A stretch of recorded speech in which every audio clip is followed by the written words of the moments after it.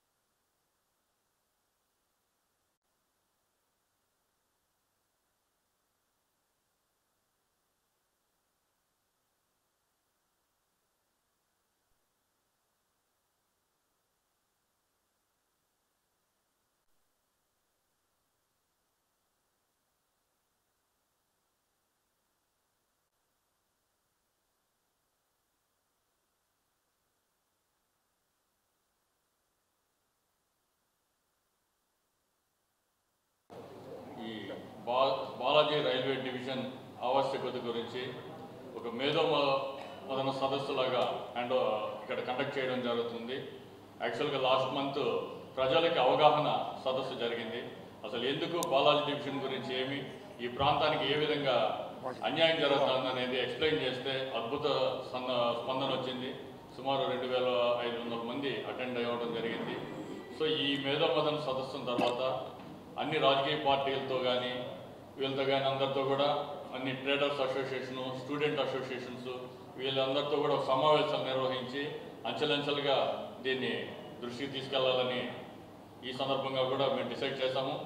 కానీ మేము యాక్చువల్గా ముఖ్యమంత్రి గారికి కానీ రైల్వే మినిస్టర్ గారికి కానీ వీళ్ళందరికీ కూడా గత 30 సంవత్సరాలుగా మెమరాండాలు ఇవ్వడం జరిగింది.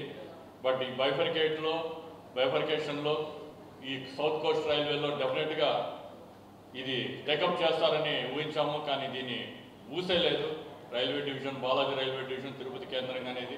సో తిరుపతి కేంద్రంగా తిరుపతికి 250 కోట్ల ఆదాయం ఒక సంవత్సరానికి. సో ఈ పవిత్ర పుణ్యక్షేత్రం, ఈ తిరుపతి పవిత్ర పుణ్యక్షేత్రం నుంచి ఏ పుణ్యక్షేత్రానికి ట్రైన్ లేదు. వారణాసికి కాదు, రామేశ్వరం కాదు, అంటే రామేశ్వరం వారానికి 3 ఉన్నాయి, వారణాసికి డైలీ ట్రైన్ లేదు. సో ఈ సర్కులర్ ట్రైన్లని పుణ్యక్షేత్రాలని కలుపుతూ అని ప్రతి రైల్వే మినిస్టర్ రావడం, ఇక్కడ దర్శనాలకు వచ్చినప్పుడు అంటే వాళ్ళని క్రిస్టైజ్ చేయాలని కాదు, తిరుపతికి వచ్చినంత మంది విఐపీస్, అది అఫీషియల్స్ అయి ఉండొచ్చు, పొలిటీషియన్స్ అయి ఉండొచ్చు, ఎవరైనా కానీ ఇండస్ట్రియలిస్టులు అయి ఉండొచ్చు. సో భారతదేశంలో ఏ ఒక్క క్షేత్రానికి పోయిండు, ఏ ఒక్క ప్లేస్కి పోయిండు. సో తిరుపతి పవిత్ర పుణ్యక్షేత్రం. సో వీళ్ళందరి సహకారంతో కూడా ఈ బాలాజీ రైల్వే డివిజన్ అనుకుంటే రైల్వే వ్యవస్థలో చాలా చిన్న విషయం ఇది. రీసెంట్గా కూడా జమ్మూ కాశ్మీర్లో ఒక డివిజన్ అనౌన్స్ చేశారు, అదేవిధంగా అస్సాంలో ఒక డివిజన్ అనౌన్స్ చేస్తారు. సో డివిజన్ కేంద్రం వస్తే అందరికీ ఎంప్లాయీస్కి అయితే ఏమి, పబ్లిక్ అయితే ఏమి, యువతకి అయితే ఏమి, ఉద్యోగాలు అయితే ఏంటి, ఎకనామిక్ గ్రోత్, ఈ ప్రాంత అభివృద్ధికి అయితే ఏమి, ఇవన్నిటికీ తోడ్పాటు చెందుతుందని, ఈ రాయలసీమ వెనుకబడిన ప్రాంతానికి ఇక్కడ చాలా ఇంపార్టెన్స్ ఉంటుందని. సో ఇక్కడ హాస్పిటల్స్ కానీ ఎడ్యుకేషన్ ఇన్స్టిట్యూషన్స్కి కానీ సుదూర ప్రాంతాల నుంచి అంతా కూడా చాలామంది వస్తారు.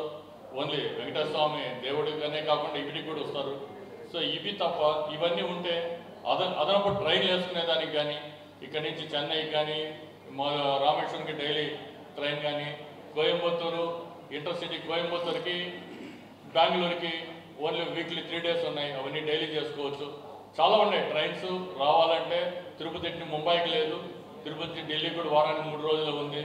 అదేవిధంగా తిరుపతి టు కలకత్తా వారానికి 2 రోజులు ఉంది. ఇవన్నీ కూడా మెట్రో సిటీస్కి అయితే మీ షిరిడీకి వారానికి 1 రోజు ఉంది, పాయింట్ టు పాయింట్. మనం షిరిడీకి వెళ్ళాలంటే ఒక దగ్గర 2 దగ్గర మారిపోవాల్సిన పరిస్థితి.